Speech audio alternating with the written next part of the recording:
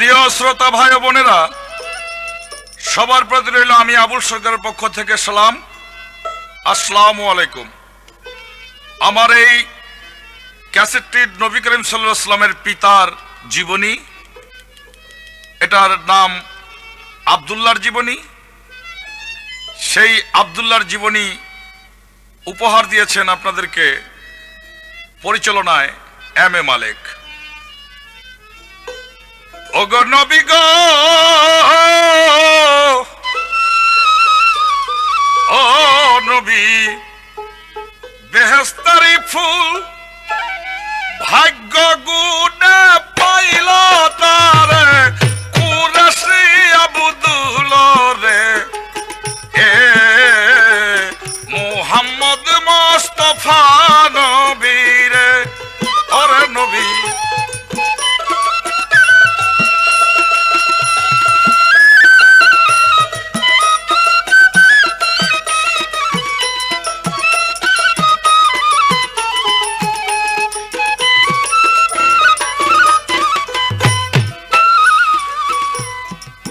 কত যে আবুদুল্লাহ ছিল আরব মক্কায়, আমার দয়াল নবীজি রে পাইল কোন আব্দুল্লাহ।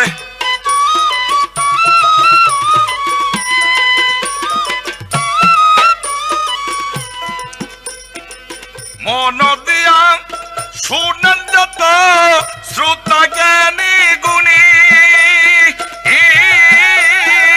কোন আব্দুল্লাহ পাইল আমার দয়াল নবী মনি রে, বেহেশতের ফুল নবী রে, ওরে নবী।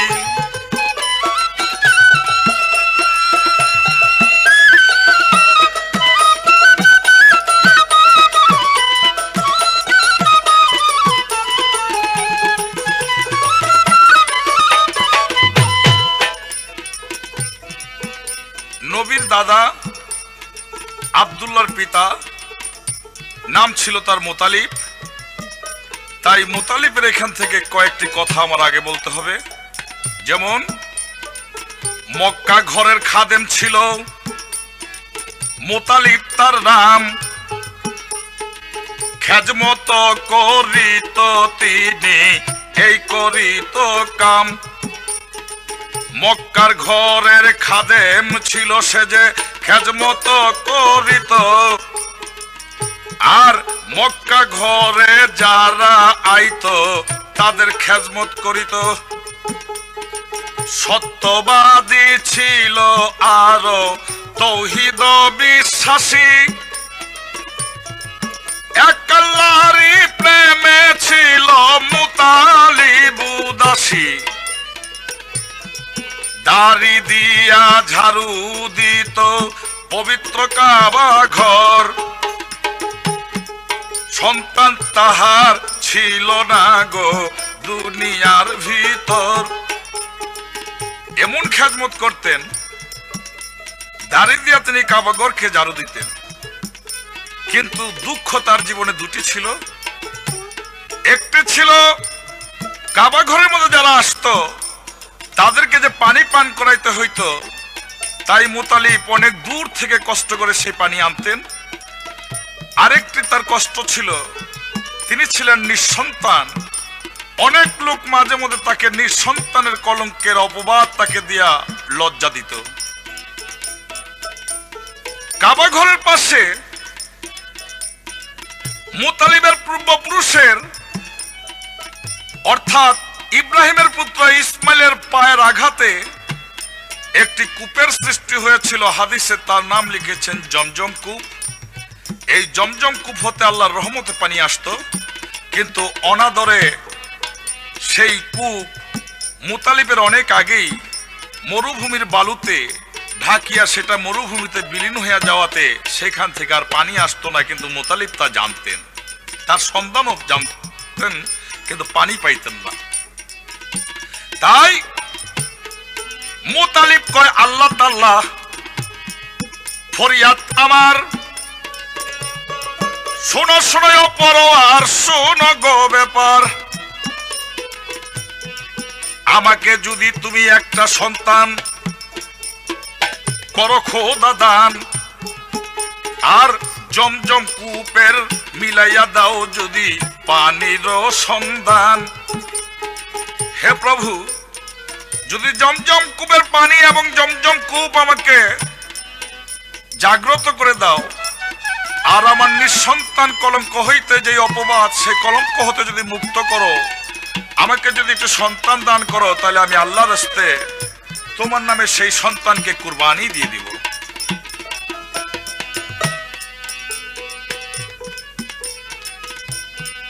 মুতালিবের ফরিয়াদ আল্লাহ কবুল করিল। পরের বছর একটি ছেলে তারে আল্লাহ দিল। জমজম কূপের পানি ভাসিয়া উঠিল। মুতালিবে সন্তান পাইয়া এবার কুরবানি ভুলিল। এমনি করিয়া 11 বছর গত হইয়া যায়। 11 জন ছেলে পাইল, ছেলে তারে দিল রে খুদায়। ছোট ছেলে আব্দুল্লাহ নাম তাহারই নাম ছিল। 5-6 বছরের বয়স যখন আব্দুল্লাহর হইল, ছোট ছেলে আব্দুল্লাহ নাম তাহার ছিল। 5-6 বছরের বয়স যখন আব্দুল্লাহর হলো, স্বপ্নে দেখাইল খুদায় মুতালিবের কুরবানির কথা তুমি ভুলিলা সংসার রে। এ মোহাম্মদ মুস্তাফা নবী রে, ওরে নবী বেহেশতারি ফুল।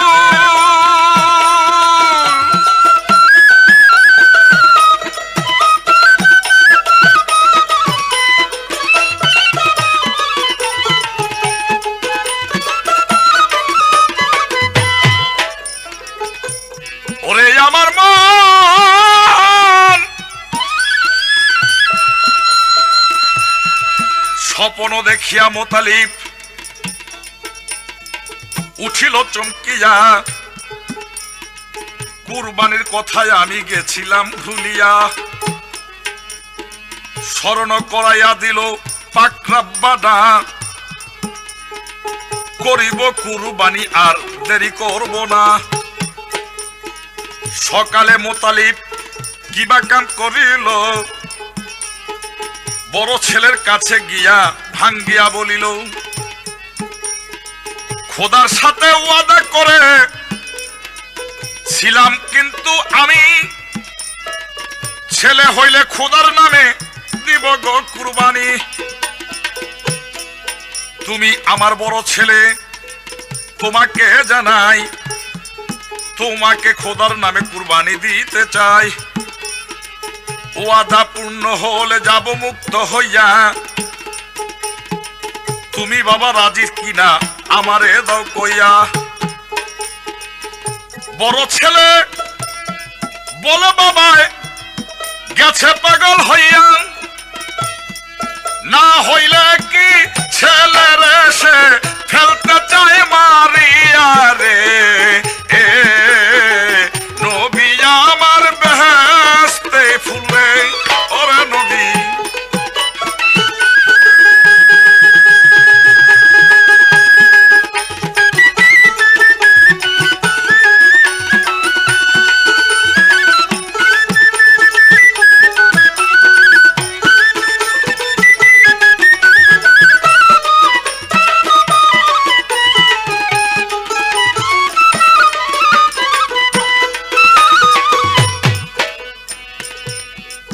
বড় ছেলে পাগল কইয়া বাবার দিল তারাইয়া। মুতালিবে মাজার ছেলের কাছে গিয়া বলতেছে বিনাইয়া, একে একে 10 পুত্রের কাছে কুরবানির কথা কইল। একে একে 10 ছেলে তারে পাগল বলিল। বাবাই গেছে পাগল হইয়া, নইলে কি আপন সন্তান ওরা জবাই করিয়া তাহার নিতে চায় প্রাণ। মুতালিবে ব্যর্থ হইয়া কিবা কাম করিল, ছোট ছেলে যে আব্দুল্লাহ তাহার কাছে গেল, যাইয়া বলে আব্দুল্লাহ রে শোনো বাবা কই তোমারে। যাইয়া বলছে আব্দুল্লাহ রে শোনো বাবা কই তোমারে, আমার এক ওয়াদা ছিল তোমারে দেখয়া, সন্তান হইবার আগে ওয়াদা করেছিলাম গিয়া, আল্লাহর কাছেতেই আমি ফরিয়াদ এক করি, আমার একটা সন্তান হইলে ওগো পাকবাড়ি তোমারই নামে আমি দিব রে কুরবানি। সেই কথাটা ভুলিয়া কিন্তু ছিলাম বাবা আমি, একে একে 11টি সন্তান করলো দান। গত নিশীতে ক্ষুধা স্বপনে দেখান, কুরবানির কথা দিল স্মরণ করিয়া, আমি 10 ছেলের কাছেতে গেলাম ব্যর্থ হইয়া। সকলের কাছে গিয়া আমি প্রকাশ করি,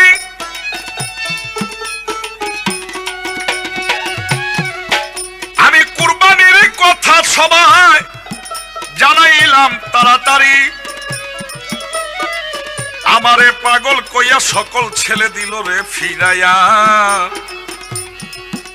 আমি কেমন করে ওয়াদাটা লই পূরণ করিয়া, তুমি বাবা যদি থাকো রাজি এইবারে, আমি কুরবানি দিব তোমায় আল্লাহ তাআলার নামে। আব্দুল্লাহ কয় বাবা যান, আব্দুল্লাহ কয় আব্বা যান, আব্দুল্লাহ কয় আব্বা যান আপনার আদায় কয়া আল্লাহর নামে কুরবানি আমায় করবেন, যদি যান আপনি মুক্ত হইয়া। আমি পিতায় আছি রাজি, আমি পিতায় আছি রাজি, আপনাকে জানাই আমি আল্লাহর নামে কুরবানি হতে পিতা চাই। হে পিতা, আল্লাহ যদি আমাকে কবুল করে আমি কুরবানি হলে যদি আপনার ওয়াদা পরিপূর্ণ হয়ে যায়, আল্লাহ তাআলার নামের উপরে আমি কবুল আছি, আমি আল্লাহর নামে কুরবানি হতে প্রস্তুত। তৈয়ার হয়ে গেল আব্দুল্লাহ কুরবানির লাগিয়া।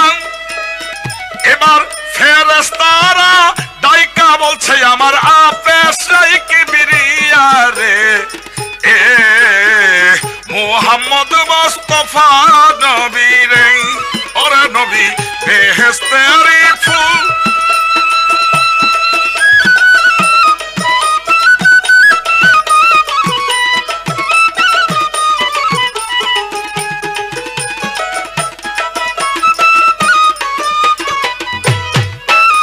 ফেরেশতারা বলছে প্রভু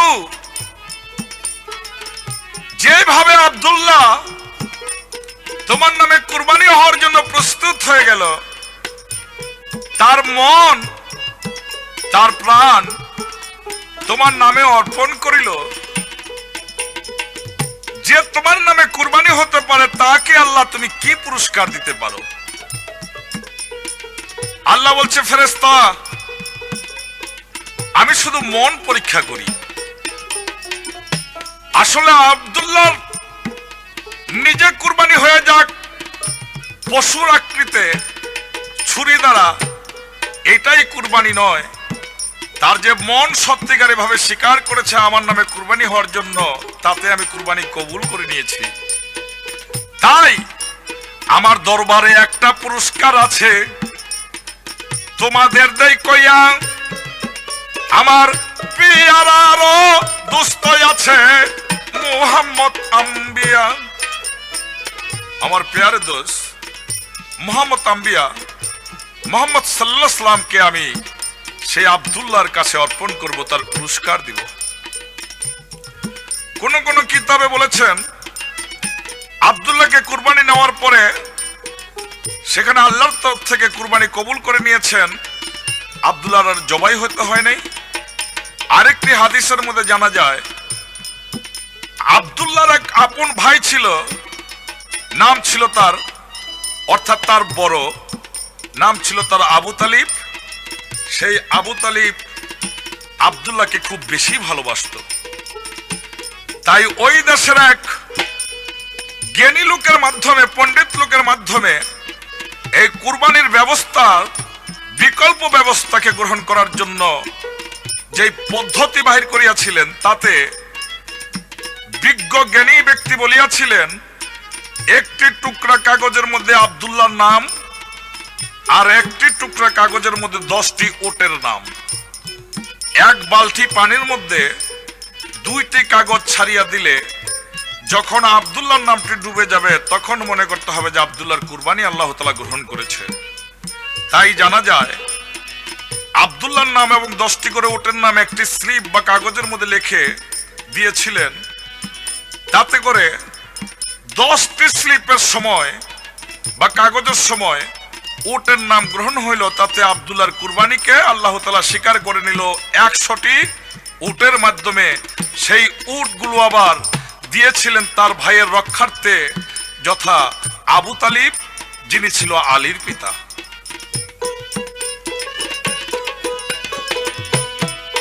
যাক, আবু তালিব আব্দুল্লাহকে লইয়া বাবা বাণিজ্য করিত।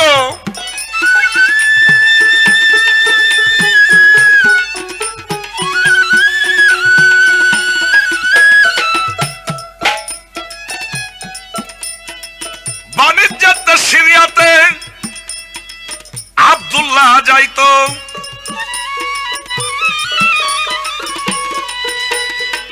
ধীরে ধীরে আব্দুল্লাহ গেল বড় হইয়া, বাণিজ্যতে গেছিল সিরিয়া। আবু তালিব সঙ্গে ছিল তার। বাণিজ্যের কারণে দুইজনে বসেছিল একদিন এক খেজুর বাগানে। এদিক দিয়ে আল্লাহ বলে জিব্রাইলকে ডাকিয়া, আমার মুহাম্মদী ফুল তুমি যাও না জিব্রাইল লইয়া ভেস্তপুরে লামুকামে আদম শফি গাছ, ওইখানেতে আছে জিব্রাইল, শুন কথায় আজ। হে জিব্রাইল, ভেস্তপুরে লামুকামে আদম শফি গাছ, ওই গাছের মধ্যে আমার হাবিবের মুহাম্মদী ফুল, এই ফুল ছিঁড়িয়া তুমি আব্দুল্লাহর নাসিকাতে নিয়ে দাও। আমার হযরত মুহাম্মদ সাল্লাল্লাহু আলাইহি ওয়াসাল্লামের আবির্ভাবের সময় হয়ে গেছে।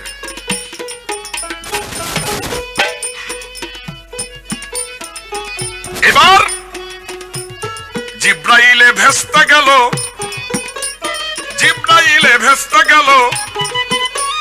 ভেস্তে গিয়ে কাছে গেল, ফুলের সামনে গেল, গাইবি একটা আওয়াজ এলো, আওয়াজে ধমক মারিল, জিব্রাইলে বেহুশ হইল, আবার তারে হুশ করিল, আওয়াজ দিয়া ধমক দিল আপে পরোয়ারে।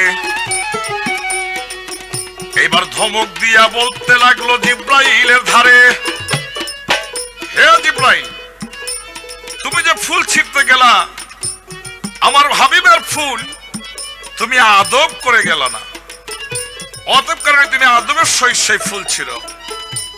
এবার জিব্রাইল আদবের সহিত আসসালামু আলাইকুম যখন সালাম দিয়া ফুল ছিঁড়লেন, ফুল ছিঁড়িয়া তিনি ফুল নিয়ে উড়িয়া যাইতেছেন মক্কার কাছে সাপা মারোয়া পাহাড়।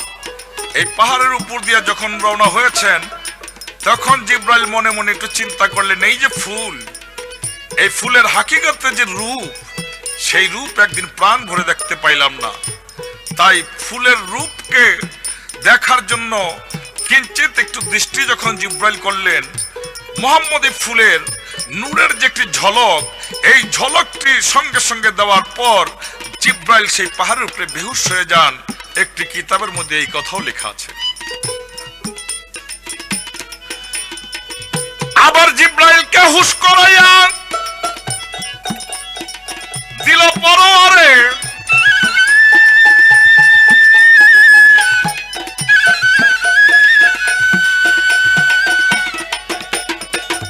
এবার জিব্রাইল চলে গেল সিরিয়া শহরে।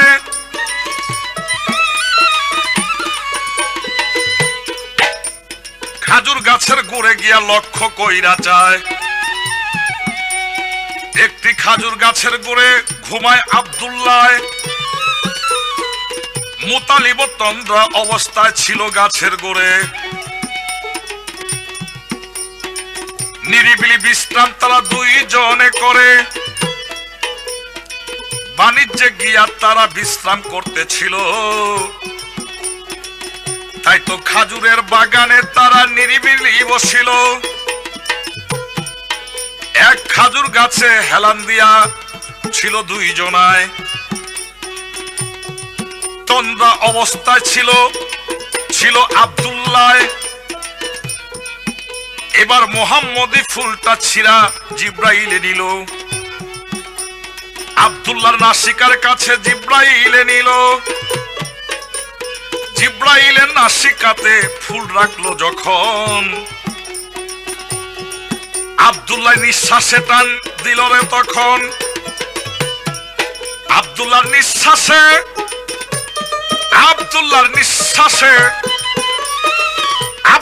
নিঃশ্বাসে দিনের মোস্তফায় আব্দুল্লাহর পেশানিতে গেল তখন। মোহাম্মদ মোস্তফা যখন আব্দুল্লাহর পেশানিতে গেল, আবার মুহাম্মদের শক্তিতে শুনেন কথা ভালো, যথা সেই ফুলের ভিতর ছিল কিন্তু 5টি প্রাণ।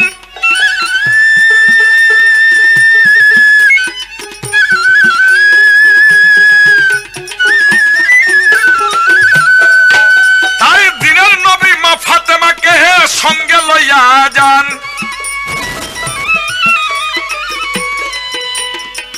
আব্দুল্লাহর ভিতরেতে গেল রে দুইজন। মুহাম্মদ করলো সেই নূরের রোশন, তার ভিতরে মা ফাতেমা গোপন হইয়া আছে। সঙ্গে সঙ্গে আব্দুল্লাহর পেশানি চমকও ধরেছে। এদিক দিয়ে ফুলের ভিতর আরো 3টা প্রাণ রহিয়া গিয়াছিল, শুনেন তার বিধান। যথা আব্দুল্লাহর সঙ্গে ছিল আবু তালিব। আবু তালিব একটু জাগ্রত হয়ে দেখে তার সামনে একটি ফুল। এই ফুলটাকে ধরে মনের শখে তার নাসিকার সামনে যখন নিয়েছেন, ঘ্রাণ নেবার জন্য যখন টান দিয়েছেন, হযরত আলীর প্রাণ সেই আবু তালিবের ভিতরে চলে গেলেন।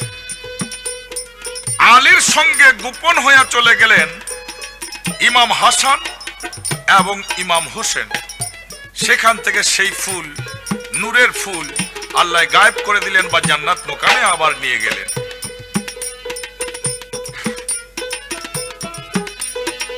মুহাম্মদী নূর যখন আব্দুল্লাহ পাইল, ওরে নূরের চমকে আব্দুল্লাহর পেশানি চমকাইল রে। মুহাম্মদ মুস্তাফা নবী রে, ওরে নবী জান্নাতের ফুল।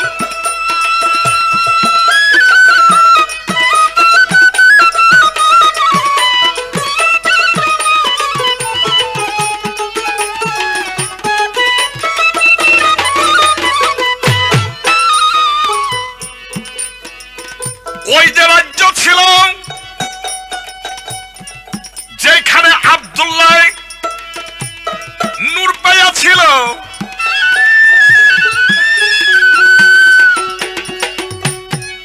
তার পাশে এক রাজার কিন্তু বসতি ছিল। ওইখানে বসত করত নফলং বাদশায় তার একটি সুন্দর মাইয়া দিছে রে খোদায়, তার নামও ছিল আমেনা, তার নামও ছিল আমেনা। নফলং বাদশারী কন্যা, তার নামও ছিল আমেনা।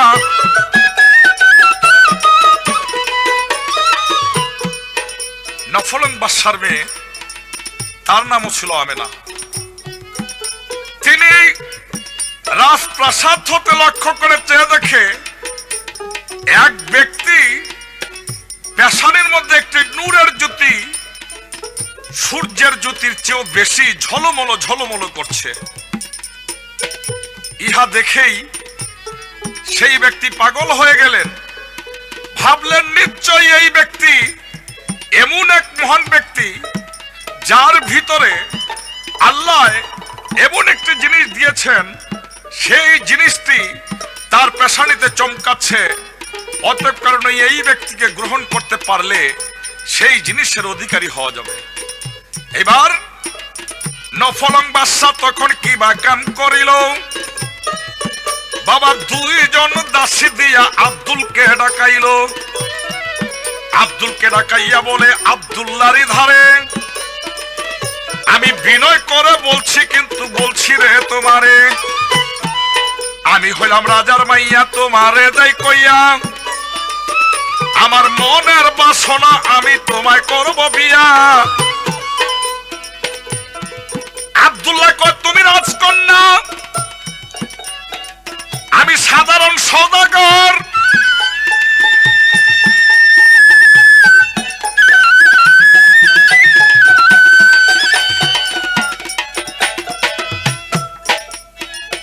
আমার কাছে তোমার বাবা বিয়ে দিবে কিনা, যাইবা কি আমারও ঘর? তুমি রাজকন্যা আর আমি সাধারণ একজন সওদাগর, তোমার বাবা আমার কাছে বিবাহ দিবে, এটা আমার বিশ্বাস হয় না। আমেনা কয়, আমার বিশ্বাস তোমার এদের কইয়া আমি তোমায় বিয়ে করব, আগে দাও ঘটক পাঠাইয়া। আব্দুল্লাহ কাছে যখন এই কথা বলিল, আবু তালিব কথা শুইনা বড় খুশি হইল। আমারই ভাই আব্দুল্লাহ রাজকন্যা পাবে, আমাদের ভাগ্য কিন্তু জগতে খুলিবে। আব্দুল্লাহকে বসাইয়া কি বা কাম করিল, তিনি রাজদরবারে রাজার কাছে উপস্থিত হইল। রাজা কয়, তুমি কেবা বলো আমার ধারে?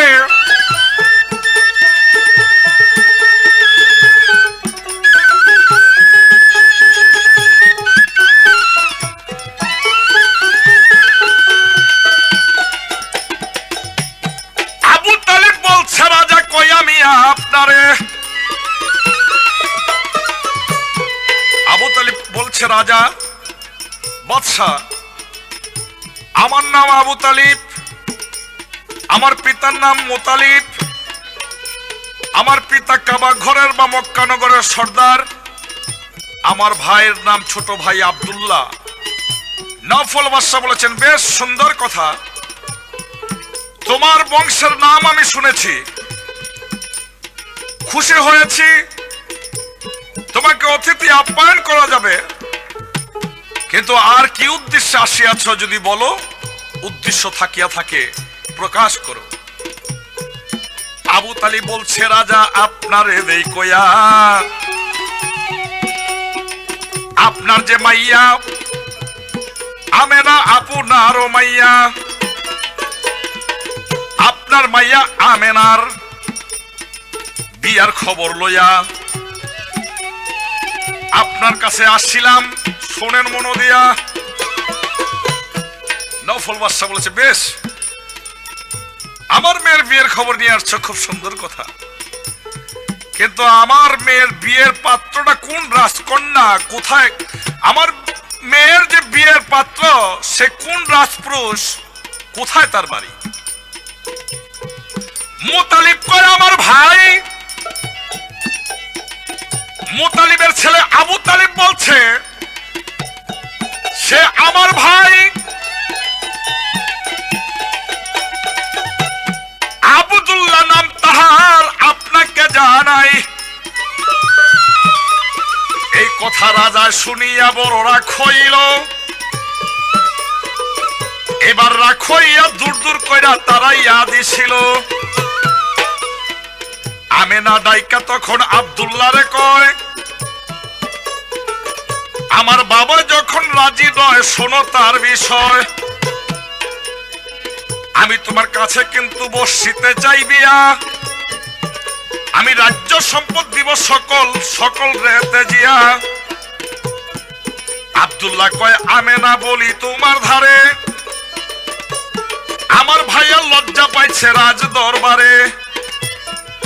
এখন আমি বিয়ার মতে প্রকাশ করতে পারি না, আমি এখন হইয়া যাব কিন্তু মক্কা নগর নবানা। আমি মক্কাতে চলিয়া যাব বলবো পবার পরে, এখানেতে কি ঘটিল আমি বলিব সবার রে। এ মুহাম্মদ মুস্তাফা নবী রে নবী।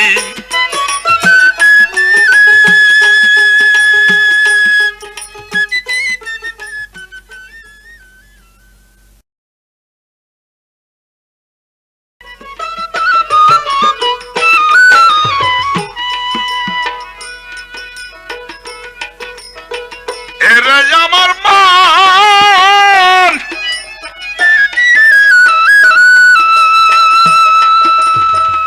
আবু তালিব রাজ দরবার হইতে যখন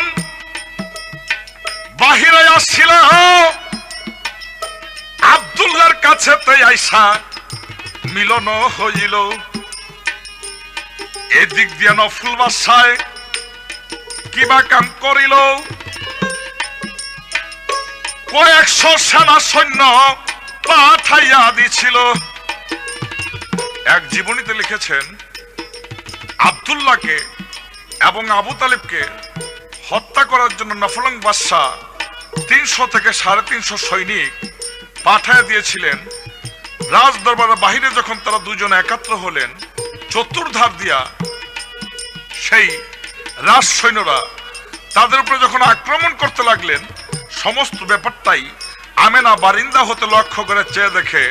কিন্তু আল্লাহর এমন একটি অসীম কুদরত ক্ষমতায় সেই দিন আব্দুল্লাহকে এবং আবু তালিবকে আল্লাহর ফেরেশতা সৈনিক হইয়া আসিয়া তাদের দুজনকে রক্ষা করেছিলেন। ইহা সম্পূর্ণভাবে সেই আমেনা লক্ষ্য করে দেখেছিলেন। এবার আব্দুল্লাহ আর মুতালিবে মনে ব্যথা নিয়া মক্কা নগর চলে গেল, শুনেন মন দিয়া। এক বাগানে বৈশাখ আছে মলিন মুখ লইয়া, সেই বাগানে উপস্থিত হইল বলি সবাই যাইয়া। সেই বাগানের মধ্যে উপস্থিত হইল ওই এলাকার এক ধর্মপ্রাণ ব্যক্তি, নাম তার ওহাব জোহরি। বলছে, হে আবু তালিব, তোমার মুখটা মলিন, আব্দুল্লাহর মুখটা মলিন। আবু তালিব বলছে, সিরিয়ার বাদশা নফলং তার মেয়ে আমেনা, তার মেয়ে আমার ভাইকে প্রস্তাব দিয়েছিল বিয়ের। আমি সেই প্রস্তাব নিয়ে নফলং বাদশার কাছে যাওয়াতে আমাকে খুব অপমান করে সেই দেশ হইতে তাড়িয়ে দিয়েছে, সেই জন্য মন খারাপ। ওহাব জোহরি বলে, আমারও এক আছে গো কন্যা, তাহার নামটাও আমেনা, শোনো তার ঘটনা। একবার তোমরা দেখিয়া যদি পছন্দ করো, আমার মেয়েকে তবে বিয়াও দিতে পারো। কথা শুই না আবু তালিব আব্দুল্লাহ রে লইয়া ওহাব জহরির বাড়ি গেলেন গো চলিয়া। ওহাব জহরি খুব আদর আপ্যায়ন করে তার কন্যাকে দেখাইলেন। বিয়ের মত হয়ে গেল, সকলে সন্তুষ্ট চিত্তে বিয়ে দিয়ে দিলেন। আব্দুল্লাহ বাসর ঘরের মধ্যে চলে গেছেন। ওহাব জহরি বলতে গেলে একটু গরিব ধরনের লোক ছিল, আব্দুল্লাহ একটু গরিব ধরনের লোক ছিল, কিন্তু মা আমেনা ছিল বড় সতী। কোন এক কিতাবের মধ্যে লিখেছেন মা আমেনা তাওরীত কিতাবের মধ্যে মুহাম্মদ মুস্তাফা সাল্লাল্লাহু আলাইহি ওয়াসাল্লামের নাম পেয়ে আল্লাহর কাছে ফরিয়াদ করেছিলেন, হে আল্লাহ, আখিরি জামানার নবীকে আমার উদরের মধ্যে আল্লাহ তাআলা তুমি দান করো। এই বলে তিনি শুকরানা নামাজ আদায় করেছিলেন, নামাজ পড়েছিলেন, তাতে আল্লাহ তাআলা তার মধ্যে দান করেছিলেন। বাসর ঘরে আব্দুল্লাহকে লইয়া মা আমেনা খেদমত করতেছিল। খেদমত পাইয়া আব্দুল্লাহ একটু তন্দ্রা আসিল। মা আমেনা আব্দুল্লাহর কদমেতে গিয়া কদমেতে খেদমত করে দেখতে পাইল চাইয়া। পুরো ঘরটা অন্ধকার ছিল, লক্ষ্য কইরা চায় একটা রোশনাই পুরা ঘরটা আলো কইরা যায়। চাইয়া দেখে সেই রোশনাইটা কই হইতে আসিল, স্বামীর পেশানির দিকে লক্ষ্য কইরা চাইল। আব্দুল্লাহর পেশানি হতে একটা সার্চলাইটের মতন নূরের একটা জ্যোতি বাহির হইয়া করতেছে রোশন। আমেনা এশকের জোশে কিবা কাম করিল, আব্দুল্লাহর পেশানিতে গিয়া চুম্বন এক মারিল। সেই চুম্বনে গর্বে গেল দিনের মোস্তফা। চুম্বন দিয়া মা আমেনা দয়াল নবী পায় রে,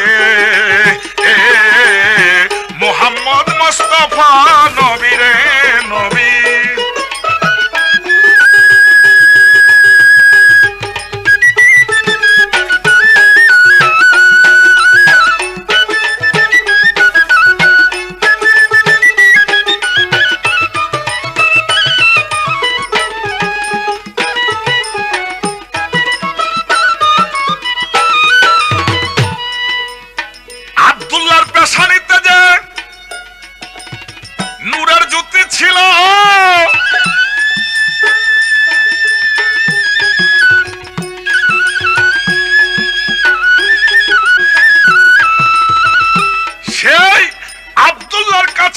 বসার জন্য কিতাবে লেখিল। আরব দেশের মধ্যে আব্দুল্লাহর সেই নূরের জ্যোতি দেখে, জ্যোতি বা মুহাম্মদ মুস্তাফা সাল্লাল্লাহু আলাইহি ওয়াসাল্লামের কে পাওয়ার আশা করে আরব দেশের মধ্যে 350 নারী ইন্তেকাল ফরমাইছিলেন। সেই 350 মধ্যে শুধুমাত্র একজন নারী জাহান্নামী হয়েছিলেন, যেই নারী এই নফলং বাদশার মেয়ে আমেনা। তিনি বিশেষ করে মুহাম্মদ মুস্তাফা সাল্লাল্লাহু আলাইহি ওয়াসাল্লামের নূরের উপরে এবং আব্দুল্লাহর উপরে অপমাননার মাধ্যমে কামের আসক্ত হয়েছিলেন। তার প্রমাণ আব্দুল্লাহ হইতে মা আমেনার গর্বে গেল মুহাম্মদ চলিয়া। এবার আবু তালিব বাণিজ্যে গেল আব্দুল্লাহরে লইয়া। আবার সেই সিরিয়াতে গেল বাণিজ্য করিতে। নফলং মাইয়ার সাথে দেখা হইল পথে। সেই রাস্তা দিয়া যখন আব্দুল্লাহ আবার যাইতেছিলেন, ওই বারিন্দার মধ্যে, রাজপ্রাসাদের বারিন্দার মধ্যে নফলং বাদশার মেয়ে আমেনা আব্দুল্লাহর জন্য এক প্রকার অপেক্ষাই করতেছিলেন। আব্দুল্লাহ গিয়ে এইবার আমেনার কাছে উপস্থিত হয়ে বলছেন, তোমার সঙ্গে আমার একটি প্রতিশ্রুতি ছিল, আমি মক্কার থেকে ফিরত আসার পথে আবার যখন বাণিজ্য আসবো তখন তোমার সঙ্গে আমার একটি চূড়ান্ত ফয়সালা হবে। তুমি যেই ফরিয়াদ আমাকে জানাইছিলা সেই ফরিয়াদ তোমার উপরে নির্ভর করে। আমেনা কয়, ওরে আব্দুল্লাহ, আমার মনে যে ছিল কামনা, আমি যেই জন্য পাগল ছিলাম তুমি জানো না।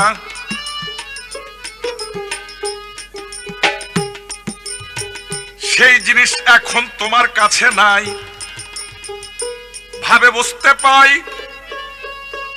তুমি কি করেছ সেই জিনিসটাই তুমি বলো না আমায়।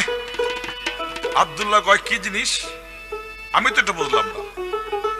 আমিনা বলছে, হে আব্দুল, তুমি মক্কা নগরে গিয়েছিলা, মক্কা নগরে তুমি কি কি করেছো তার একটু কথা আমার কাছে বললেই আমি বুঝতে পারবো। আব্দুল্লাহ বলেছে, ওহাব জোহরের মেয়ে আমেনার সঙ্গে আমার বিবাহ হয়েছিল, তার সঙ্গে আমার বাসরায়িত হয়েছে। এই কথা শুনলো যখন নফলং বাদশার মেয়ে আমেনায় আব্দুল্লাহর উপরে রাগ হইয়া বলছে, তখন যে জিনিসটার জন্য তোমায় আমি করতে চাইলাম বিয়া, আরে ওই জিনিসটা লইয়া গেছে অন্য কি মাইয়া রে। মুহাম্মদ মুস্তাফা নবী রে, ওরে নবী।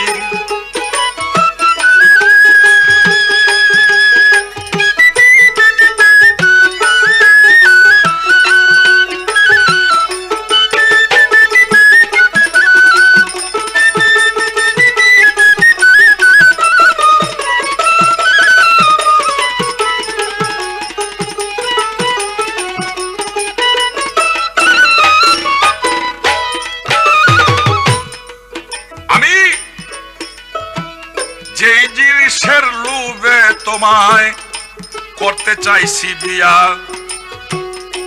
সেই জিনিসটা লইয়া গেছে ভাগ্যবান এক মাইয়া। আর তোমায় বিয়া করব না আমি তোমারে জানাই।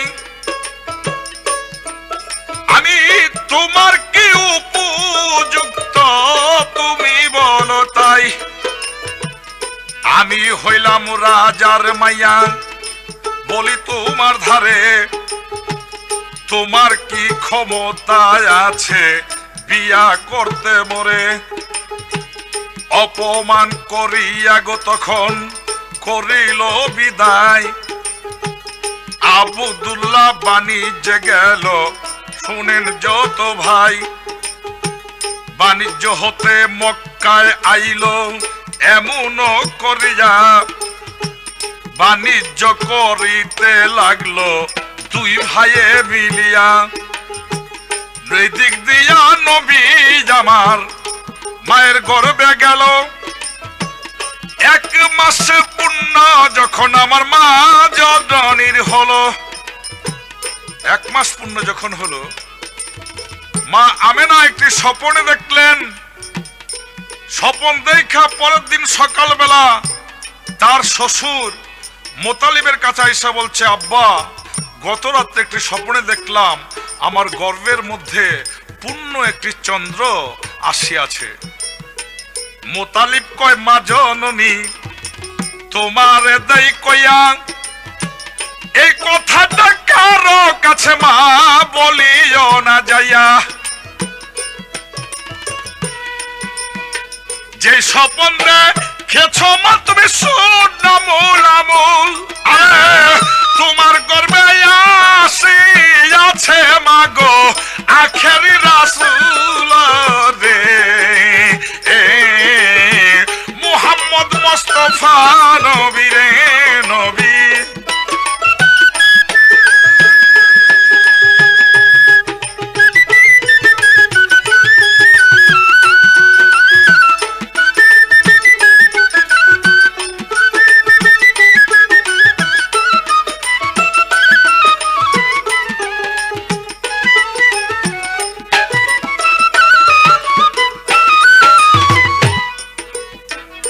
পরের মাসে স্বপ্ন দেখলো মা আমেনায়, গর্বের চন্দ্র দুই টুকরা হইয়া আবার যেন যায়। এর পরের মাস স্বপ্নে গো দেখলো মা আমেনায়, পাঁচটা তারা হইয়া গো গর্বে আসলো তো খোদায়। মুতালিবের কাছে গো তখন ব্যাখ্যা চাইতে গেল, মুতালিবে মা আমেনাকে ব্যাখ্যা কইরা কইল, মাগো চন্দ্র যদি খণ্ড গো হইল গেল রে ছুটিয়া, এইটার একটি কারণ আছে মা তোমার দেই কইয়া। মা জননী, মক্কা নগরের মধ্যে মুহাম্মদ মুস্তাফা সাল্লাল্লাহু আলাইহি ওয়াসাল্লামের অনেক দুশমন এবং শত্রু থাকবে। তারা আবু জাহেলের কথা শুনে মায়ের গর্ভ পরীক্ষা করতে আসবে, সেই পরীক্ষা করে যদি তাতে গর্ভ অবস্থা পায় তাহলে সেই গর্ভ নষ্ট করে দিবার জন্য চেষ্টা করবে। তাই মুহাম্মদ মুস্তাফা সাল্লাল্লাহু আলাইহি ওয়াসাল্লাম চলে গেলেন, আবার পরবর্তী মাসে আসলেন পাঁচটি তারা নিয়ে, অর্থাৎ পাক পাঞ্জাতন সঙ্গে নিয়ে তিনি আসবে। এর পরের মাসে স্বপন দেখলো চার টুকরা হইয়া চন্দ্রটা গর্বে আসিল। এবার মুতালিব দেয় কইয়া, চার তরিকা নিয়া গো আসবে আখেরি রাসূল। পরের মাসের স্বপ্ন গো দেখলো মায়ে শুনেন মূলামূল, পিছনেরই কাপড় যেমন ভিজা দেখতে পাইল। এই কথার ব্যাখ্যা গো ওই মায়ের দিছিল। বেদিনরা এক এক মাসে সেই জায়গাতে আইয়া আবু জাহেলের ছল্লা পাইয়া যাইত বড় ছলনা করিয়া। এমনি করে 6 মাস যখন গর্বে হইল, মা জননী স্বপ্নে একটা দেখিবারে পাইল। কোন কোন কিতাবের মধ্যে বলেছেন 7 মাস। মা জননী স্বপ্নে দেখলেন তার নাকের যে ফুল, এই নাকের ফুল পড়িয়া গিয়েছে।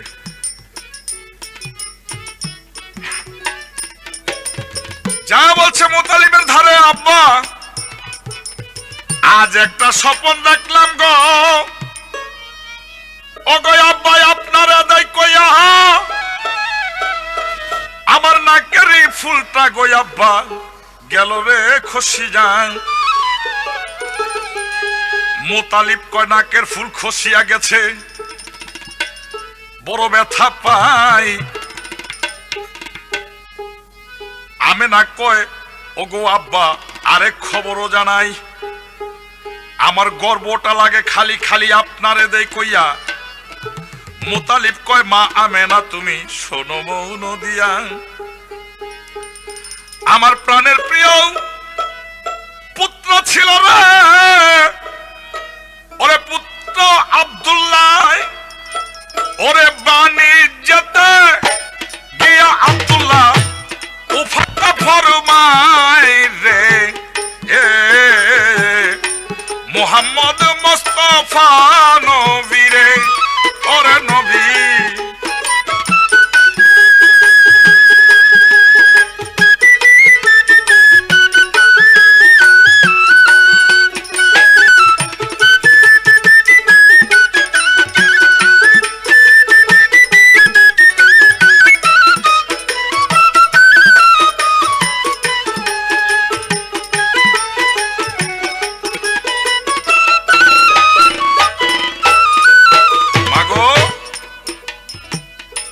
নাকের ফুল ঝরিয়া গেছে মা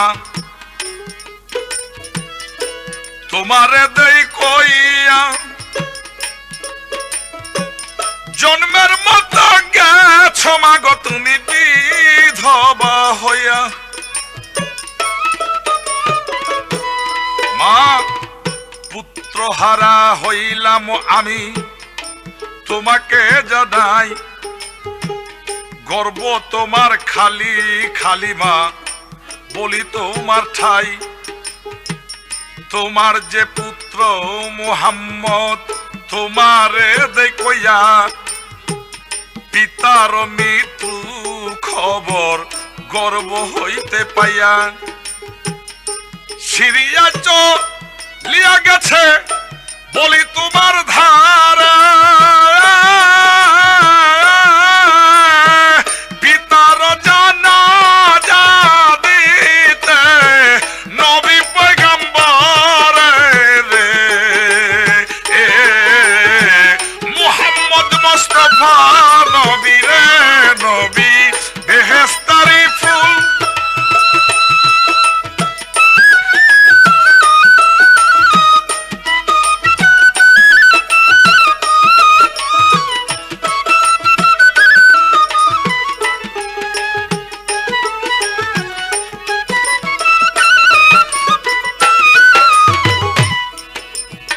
সিরিয়াতে আবওয়া সিরিয়ার মধ্যে আবওয়া নামে একটি জায়গা আছে সেই জায়গাতে চলে গেল নবী পয়গম্বরে সেই জায়গাতে আব্দুল্লাহর কবর ফেরেশতারা করে ফেরেশতারা সঙ্গী হইয়া জানাজা দিতেছিল মুহাম্মদ মুস্তাফা যিনি তিনি ইমামের স্থানে দাঁড়াইল রুহানি ভেসেতে দিল জানাজা দিয়া ওইখানে আব্দুল্লাহর কবর হইল শুনের মন দিয়া আমার নবীর যখন 6 বছর বয়স হইয়াছিল এবার জন্ম নিয়া নবী আমার পিতাকে না দেখছিল মদিনাতে গিয়াছিল নবীর মায় নবীজিকে বেড়াইতে লইয়া তো থায় যায় নবী এক বালকের সঙ্গে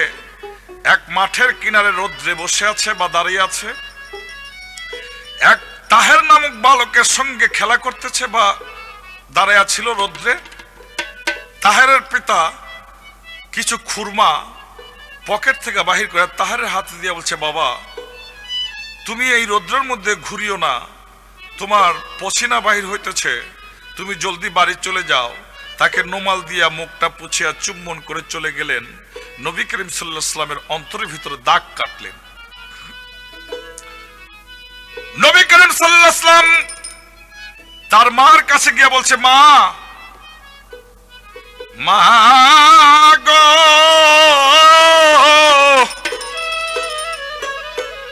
ও গো আমার মা আমি মামা বইলা ডাকলাম কেবল আমি একদিন বাবা কইলাম না আমার বাবা কোন জায়গাতে আছে বলেন না আমারে কথা শুইনা মা আমেনা কাঁপিল অন্তরে গর্বে থুইয়া স্বামী আমার গেছে গো মরিয়া আমি কেমন কইরা সেই কথা ছেলেরে দেই কইয়া 6 বছরের মতো গত হইল একদিন মুহাম্মদে পিতার কথা বলে নাই আমার সাক্ষাতে আজ কেমন কইরা বুঝাই আমার ছেলে একে দিয়া আমি কেমন কইরা পিতা তাহার দেখাইব গিয়া মুহাম্মদকে সঙ্গে লইয়া গমন করিল আবওয়া জায়গার মধ্যে উপস্থিত হইল আবওয়া জায়গার মধ্যে উপস্থিত হইয়া লক্ষ্য কইরা চায় আব্দুল্লাহর কবরটা দেখিবারে পায় মুহাম্মদ মুস্তাফা বলে মায়ের ধারে মা জননী এই কবর কার কবর কোন আপনি আমারে মায়ে বলছে ওরে বাবা তোমার দেখিয়া তোমার পিতা আমার স্বামী রইয়াছে ঘুমাইয়া রে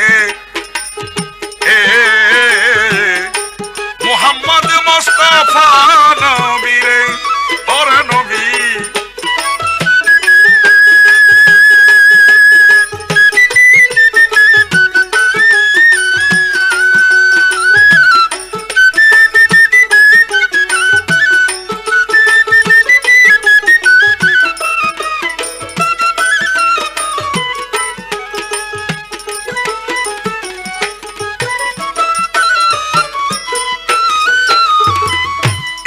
কথা শুনিয়া আমার নবী মুস্তাফায় চিৎকার দিয়া বলছে গো বাবা, বলি গো তোমায়, উঠো উঠো প্রাণের বাবা, বলি তোমার ধারে একবার একটি চুমা দিয়া যাও আমায় আদর করে। ওগো আমার প্রাণের বাবা, তোমারে দেখইয়া একবার আমায় চুমা দিয়া যাও জনমের লাগিয়া। পিতা পিতা বইলা গো যখন কান্দিতে লাগিল, স্বামীর সুগে মা আমেনার অন্তরে জাগিল। মা আমেনার অন্তরে স্বামীর স্মৃতিখানি জাগিয়া উঠতে লাগলো ঝরে চোখের পানি। শিশুর বিলাপ শুনিয়া আমার মা জননী চিৎকার দিয়া কবরের কাছে পইরা গেল তিনি। স্বামীর সুগে প্রাণ পাখি তার গেল রে উড়িয়া। এবার মুহাম্মদ এতিম হইল বাপু মাহারায়া রে। মুহাম্মদ মুস্তাফা নবী রে।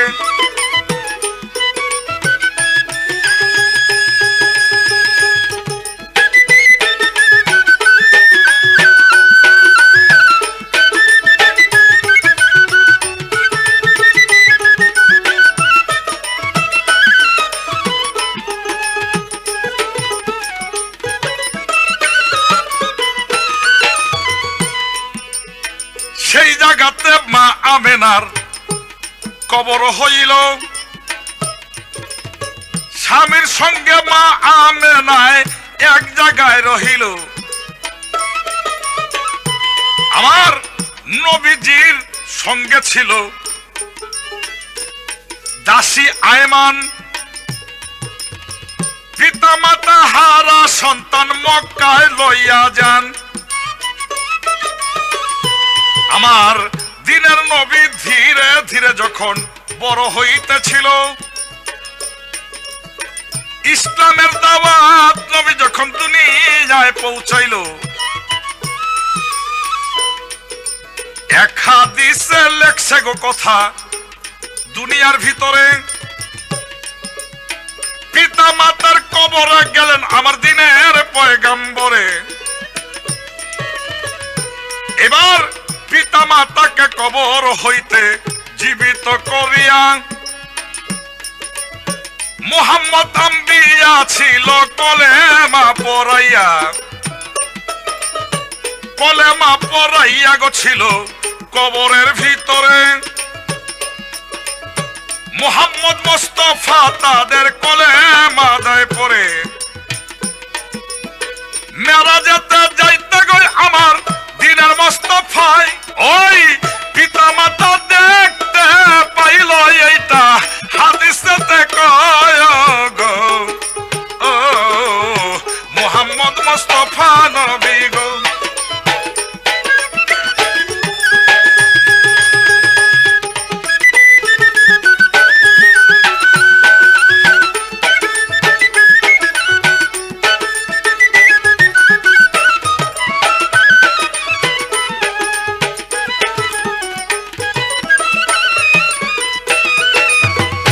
আমার নবী করিম সাল্লাল্লাহু আলাইহি ওয়াসাল্লাম যখন মেরাজের দিকে রওনা হয়েছিলেন, তখন পথে তার পিতামাতার কবর দেখে নবী করিম সাল্লাল্লাহু আলাইহি ওয়াসাল্লাম কাঁদছিলেন, পিতামাতার কথা স্মরণ করছিলেন।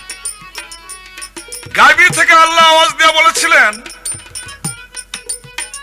ইয়া রাসূলুল্লাহ, আপনার পিতামাতার কবর আমার হেফাজতের মাধ্যমে রইল। এখানে আব্দুল্লাহ আর মা আমেনার আরেকটি হাদিসের কথা বললে হয়তো পূর্ণাঙ্গতার শেষ দিকে আসে। এখানে একটি হাদিসের মধ্যে লিখেছেন, নবী করিম সাল্লাল্লাহু আলাইহি ওয়াসাল্লাম যখন মেরাজে গিয়েছিলেন, আসমানের মধ্যে গিয়ে যখন দুজক দর্শন করেছিলেন, দোজকেতে গিয়া আমার নবী মোস্তফায় লক্ষ্য কইরা চাইয়া দেখে জলে বাপু মায়। এবার বাপু মায়কে দেখা আমার নবী পয়গম্বরে কান্দিয়া কান্দিয়া বলে আমার আল্লাহ তাআলার ধারে কান্দিয়া বলছে আল্লাহর ধারে নবী মোস্তফায় আমার বাপ মাকে দুজকের আগুনের মধ্যে জ্বালাও কেন খোদায়। হে আল্লাহ মাফ করো আমার পিতা মাতা তোমার দেয় কইয়া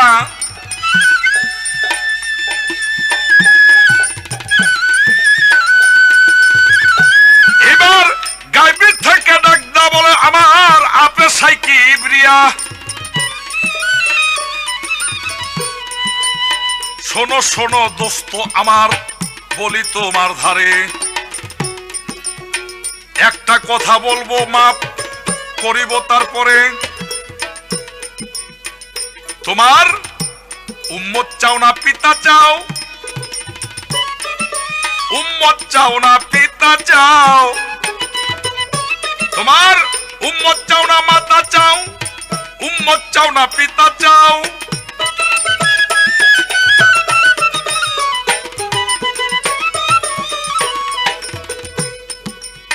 পিতা মাতা চাইলে তোমার উম্মত পাইবা না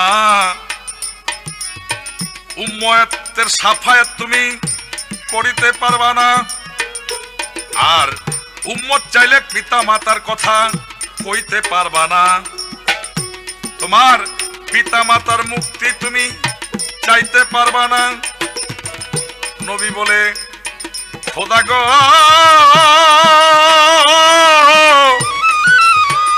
ওরে মালিক সাই কোন দিকেতে যাই গো খোদা কোন দিকেতে যাই আমার পিতা মাতা চাইলে উম্মত পাইব না আর উম্মত চাইলে পিতা মাতা আমি পাইব না। হে খোদা আমি আমার উম্মত নিয়ে গেলাম ইয়া হাবলি উম্মতি বলে নবী চিৎকার দিয়ে বলছেন হে আল্লাহ আমার পিতা মাতাকে আপনার উপরে অর্পণ করিয়া দিলাম।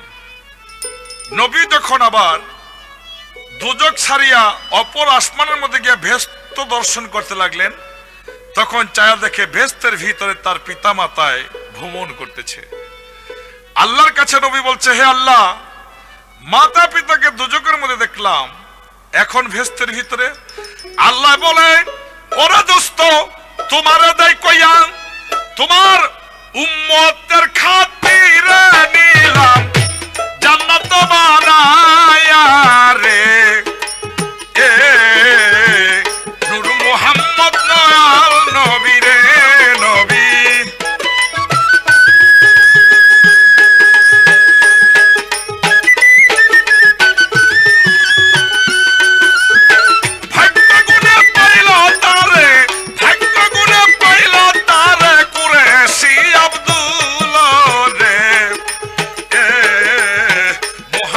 Mustafa Nabi